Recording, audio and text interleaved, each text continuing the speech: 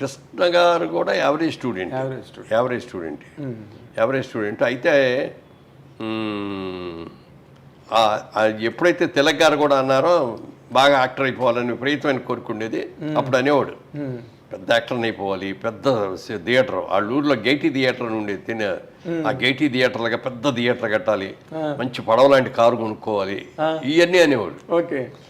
ఎంత అన్నా కూడా మాలాంటి వాళ్ళు వెరీ ఫ్యూ వాళ్ళ దగ్గర తప్ప ఇంకోళ్ళ దగ్గర మాట్లాడేవాడు కూడా కాదు. అసలు మామూలుగానే తక్కువ మాట్లాడేవాడు. అప్పుడు కాలేజీలో నిక్నేములు పెడతారు కదా జనరల్గా, అతనికి దేవుడు అని పెట్టారు. ఎందుకు అంటే ఎప్పుడు చూసినా దేవుళ్ళలాగా వచ్చి కూర్చుంటాడు, మాట్లాడు, పలకడు, విగ్రహంలాగా ఉంటాడు, మంచి బాగుంటాడు, ఇది అని దేవుడు అని పెట్టాం పేరు అందరం కలిసి. నిజంగా ఆ దేవుడు అని ఎందుకు పెట్టారో ఎవరు పెట్టారో వేళ విశేషంగానండి. నిజంగా సినిమా ఇండస్ట్రీలో దేవుడే. నిర్మాత శ్రేయస్సు కోరుకున్నటువంటి అద్భుతమైనటువంటి నటుడు కృష్ణ గారు.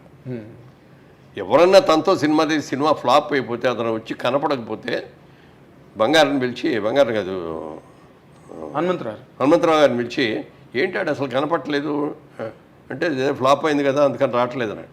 పిలుసుకురా అని చెప్పి మనిషిని పంపించి ఏమయ్యా కనపడమంటే